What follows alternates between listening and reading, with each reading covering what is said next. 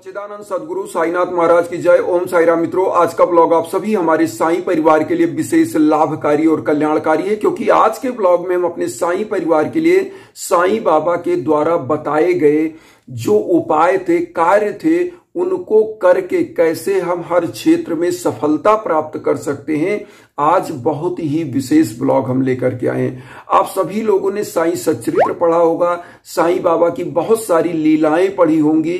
तो बाबा का क्या प्रिय चीज था, क्या हम कर सकते हैं, उन्हीं कार्यों को आज हम लेकर के आए हैं। देखिए, बाबा अपने जीवन काल में जो भी भक्त उनके पास आता था, अपने व्यक्तित्व से, अपने कृतित्व से कुछ सीख देते थे। आप सभी लोगों को पता होगा, साईं सच्चरित्र आपने अगर पढ़ा होगा, तो बाबा 4 से 5 घर भिक्षा मांगते थे और भिक्षा मांग करके जो लाते थे उसको क्या करते थे कि खुद खाते थे, लोगों को खिला देते थे। मतलब वो कभी संचित नहीं करते थे, वो जो लाते थे मांग करके वो लोगों को दान कर देते थे, खिला देते थे। खिलाने का मतलब जो बांट दो वो दान ही है, तो मांगा हुआ चीज भी वो दान कर देते थे। यहां कहने का मकसद है, इसका मतलब बाबा का सबसे प्रिय क्या था? खिचड़ी। अब यहां पर पहला नंबर ये पकड़ लिया। दूसरा नंबर, बाबा की एक कहानी आपने पढ़ा होगा कि एक व्यक्ति आ रहे थे जो बाबा के लिए नारियल लेके आ रहे थे, लेकिन वो ट्रेन में बैठे थे तो उनको भूख लगी तो वो नारियल ही खा लिए। तो जब वो शिरडी गए तो बाबा ने उनसे कहा, मेरा लाओ, जो आप कह रहे थे मेरा ला रहे थे आप, तो वो तो खा लिए थे। बाबा तो अंतर्यामी। तो बाबा का एक प्रिय क्या चीज हो गया? नारियल, श्रीफल जिसको कहते हैं। दूसरा चीज, और बाबा अपने जीवन काल में जो सबसे बड़ा चीज करते थे, स्वयं आप सभी लोगों के लिए वह अनुकरणीय है, दीप का प्रज्वलन। बाबा एक दीप प्रज्वलित करते थे, परमानेंट उस दीप को देखते थे। तो क्या क्या करना है, आज उसी उपाय को हम लेकर के आए हैं जो बाबा खुद करते थे। 4-5 ऐसे कार्य मैं बताना चाहता हूं जो आप साईं सच्चरित्र में पढ़ेंगे। और उसके बाद शिरडी बाबा के पास जो भी जाता था, बाबा धूनी जलाकर बैठे थे जो यज्ञ के रूप में है, और उसी की विभूति बाबा देते थे, उसी को ऊदी बोलते हैं। तो ये चीज तो ये हो गया। अब जानते हैं क्रम वाइज बाबा का कभी भी कोई भी चीज आप करें तो 2 चीज और याद रखें, श्रद्धा और सबरी। जो बाबा ने खुद मैसेज दिया है वह चीज आपको करना है, और साईं बाबा का 11 वचन हमेशा याद रखें तो निश्चित रूप से कल्याण होगा। अब आइए जानते हैं क्रम वाइज, हमको कोई भी पूजा करनी है, कोई भी पाठ करनी कि हमको सफलताएं मिले तो क्या करना चाहिए।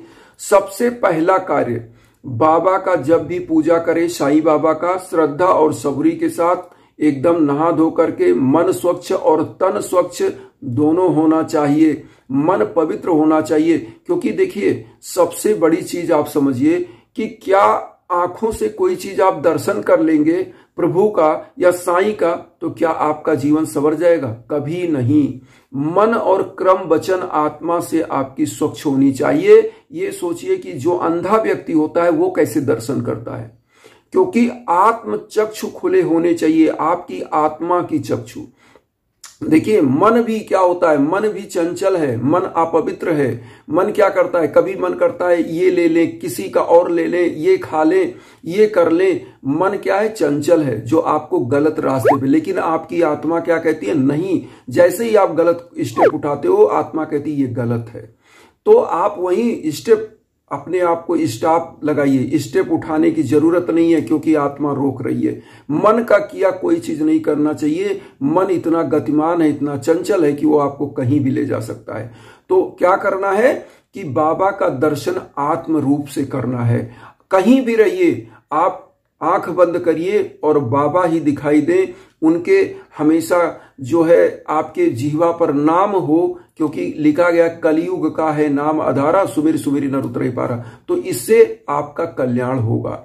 अब यहां पर जो मैं बताना चाह रहा हूं, क्योंकि व्याख्या करूंगा तो बहुत लंबी वीडियो हो जाएगी, 2-4 घंटे में व्याख्या कर सकता हूं, लेकिन अगर व्याख्या करूंगा तो ज्यादा लंबी होगी। लोग उतना लंबा वीडियो पे समय नहीं देना चाहते, क्योंकि एक एक शब्द यहां महत्वपूर्ण है। तो आइए सबसे पहले जाने, आप बाबा को क्या करें, जब नहा धो लें, पवित्रता के साथ, श्रद्धा और सबरी के साथ पीला आसन स्थापित करें। पीला क्यों? क्योंकि बाबा गुरु हैं और गुरु का प्रतीक पीला होता है। तो पीला आसन स्थापित करें, उस पर बाबा को स्थापित करें। एक घी का दीप प्रज्वलित करें। सबसे मेन पॉइंट होता है दीप का प्रज्वलन। गुरुवार को अगर दीप जला रहे तो घी का दीप, अदर डेज में आप तिल का या सरसों के तेल का दीप भी जला सकते हैं। अब यहां पर एक धूप बत्ती प्रज्वलित करें वातावरण को सुगंधित करने के लिए। सुगंधित हो गया, उसके बाद पीला पुष्प, पीला चंदन, रोली, अक्षत डाल के लगाइए, वही खुद लगाइए। और अब क्या करिए, यहां पर ये चीजें हो गई। जो भी आपका संकल्प है उन संकल्पों को प्रभु के सम्मुख एकदम नतमस्तक होकर बोलिए कि प्रभु हमारी इन बाधाओं को, ऐसी ऐसी चीजों को दूर करिए। और उसके बाद श्रद्धा के साथ गुरुवार को पीला खिचड़ी, जैसे मैंने कहा, अगर आपका सामर्थ्य है, हर गुरुवार को नहीं कर सकते तो कभी जब भी टाइम मिले आप जरूर करें। हम ये नहीं कहते बाध्यता है कि आप हर गुरुवार खिचड़ी बांटें। हम ये कहते हैं जब भी आपको टाइम मिले तो जरूर खिचड़ी बांटे, गरीबों दीन दुखियों को वस्त्र दें, जो आपका यथा योग हो फल बांटे। ये करने से बाबा अति प्रसन्न होते हैं। जब आप दान करते हो, दक्षिणा करते हो, तो बाबा अति प्रसन्न होते हैं। अब यहां पर आता है कि जैसे हमने बताया नारियल एक ऐसा फल है जो संकल्प के रूप में रखा जाता है। और नारियल का वेदों में नाम है श्रीफल।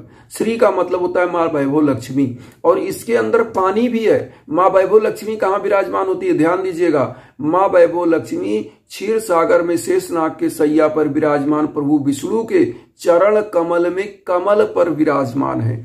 कमलासन, और कमल कहां खिलता है? पानी में। तो नारियल के अंदर जल है। तो आपको क्या करना चाहिए? नारियल का संकल्प में रखना चाहिए बाबा के सम्मुख। इसीलिए हमारी बहुत सारे ब्लॉग में आपने नारियल का उपाय सुना होगा। और नारियल बहुत ही महत्वपूर्ण फल है। हर पूजा पाठ में लगभग नारियल का उपयोग किया जाता है, मंदिरों में चढ़ाया जाता है, क्योंकि नारियल श्रीफल है, पवित्र फलों में से एक फल है। तो नारियल बाबा को पसंद है। खिचड़ी मैंने बताया। अब यहां पर आता है कि आप अपने घर परिवार को कैसे सुख समृद्धिशाली बनाएंगे। एक लोटा जल रखिए, पूजा के समय पूरे घर में छिड़किए, और थोड़ा सा ऊदी इसी जल में, मतलब एक सीख के बराबर, थोड़ा सा, कितना कह सकते हैं, 1 पॉइंट के बराबर ऊदी इस जल में रखिए, डाल दीजिए, पूरे घर को चरणामृत के रूप में बांट दीजिए। और फिर आप देखिएगा हर परिवार का किस्मत चमकता नजर आएगा, हर क्षेत्र में सफलता मिलती नजर आएगी। जो परिवार बाबा की ऊदी माथे पर लगाता है और जो परिवार श्रद्धा के साथ बाबा का पूजन हवन कराता है, उसका कार्य बनता है। आज एक ऐसे ही भक्त की कहानी मैं बता दूं। उनका पूरा परिवार बाबा का इतना श्रद्धा के साथ पूजा करता था, और परिवार के जो मुखिया थे वो हमारे साथ कांटेक्ट में आए। वो सब्जी का बिजनेस करते थे, मतलब सब्जी बेचते थे, हरी सब्जियां होती ना, वो बेचते थे। बहुत ही गरीब परिवार था। और वो परिवार मैं आपको बताऊं कि उनका श्रद्धा ये था कि उनकी पत्नी, बच्चे सब साईं बाबा के बहुत भक्त थे। वो परमानेंट जब भी उनको समय मिलता था सब्जी बेचने से, शाम को या कभी भी, वो साईं सच्चरित्र का अध्याय करते थे। उन्होंने कहा कि गुरुदेव, मैं कुछ पैसे रखा हूं इकट्ठा, मेरे लिए हवन कर दीजिए। मैंने उनके लिए हवन किया। आज मैं बताऊं, जो बच्चा उनका सहयोग कर रहा था सब्जी बेचने में, वही बच्चा आज वो एक शिक्षक हो गया। और ये काफी चीजें पुरानी घटना है, लेकिन मैं आज बता रहा हूं ये चीज। मैं इसलिए बता रहा हूं, एक क्या कह सकते हैं कि आप लोगों के उस उत्साह के लिए, और मुझे खुशी भी है कि एक साईं परिवार सफल हो रहा है। तो वो परिवार में बेटा जो है शिक्षक हो गया, आज अच्छा अमाउंट वेतन पा रहा है। तो जो पिता सब्जी बेच रहे थे, आप समझ सकते हैं, फुटपाथ पे, वो पिता अगर वहां पर अपने सपने साकार कर लेता है, जो ये नहीं समझ सकता था कि कभी जीवन में हम बच्चे को वहां तक पहुंचा पाएंगे। और शिक्षा में जो है उन्होंने बताया, बीएड कराया, बीएड कराने के बाद कंपटीशन दिया, फिर वो शिक्षक बना। तो चीजें ऐसी हैं, जो मैं ये कहानी बता रहा हूं, ये छत्तीसगढ़ की है। तो ऐसे ही बहुत सारे लोग हैं। अभी एक चीज बताऊं, कल ही मुझे न्यूज मिला कि झारखंड में एक ऐसे ही शिष्य है जिनके परिवार में बच्चा जो है मल्टीनेशनल कंपनी में सेलेक्ट हो गया। फिर इसी तरह से अभी 1 हफ्ता पहले, मैं कितना न्यूज बताऊं, हर ब्लॉग में मैं चाहूं तो न्यूज बताऊं, क्योंकि हरदम मुझे मिलता रहता है। बहुत सारे लोगों के लिए यह ज्ञाजन पूजन चलता रहता है। एक न्यूज आया था, एक थे उनके बच्चे नहीं हो रहे थे, उनको ट्विंस हुए। तो देखिए यही चीजें हैं, जो ट्विंस हुए उनकी कहानी कनाडा की है। वो कनाडा में रहते थे और उनके बहू को संतान प्राप्ति नहीं हो रही थी। उनके बच्चे की शादी की 11 साल, लगभग 12 साल हो गए थे, तो संतान नहीं हो रहे थे। कुछ हवन हुआ और कुछ उनको दिक्कत थी, ओवरी की सिस्ट वगैरह, वो सब दूर हुआ और ट्विंस हो गए और दोनों बालक हैं। तो देखिए ये सब बाबा की कृपा है। जो जहां जैसे श्रद्धा के साथ पूजा यज्ञ याजन कराता है, नाम और गोत्र पर जब संकल्प होकर यज्ञ होता है तो निश्चित रूप से कल्याण होता है। इसीलिए हम आप सभी लोगों को अपने ब्लॉग में इंस्टाग्राम का लिंक देते हैं कि आप लोगों को कहीं ना भटकना पड़े। हमारे उस लिंक पर आप संपर्क कर सकते हैं, बात कर सकते हैं, मैसेज कर सकते हैं, जो भी मन में समस्या है वो समझ सकते हैं। तो हमारे लायक जो है हम लेकर के आपके पास खड़े हैं। अब यहां पर एक चीज और हम कहते हैं, बाबा की कोई भी पूजा करिए, क्योंकि बिना विश्वास के कोई फल नहीं प्राप्त होता है। विश्वासम फलति सर्वदा, श्रद्धा और सबूरी, ये चीज हमेशा रखिए याद। और ये जब याद रखते हैं तो बाबा की कृपा निश्चित बनती है, हर क्षेत्र में सफलताएं प्राप्त होती हैं। ये छोटी छोटी चीजें करते रहना चाहिए, जो छोटे उपाय बताते हैं। और जब घर में बड़े चीजें दिक्कतें हैं तो उसके लिए यज्ञ याजन जरूर होना चाहिए, क्योंकि यज्ञ याजन की ऊर्जा जो होती है अदृश्य होती है। आप विश्व के कोने कोने में कहीं हो, वह ऊर्जा आप तक पहुंचती है।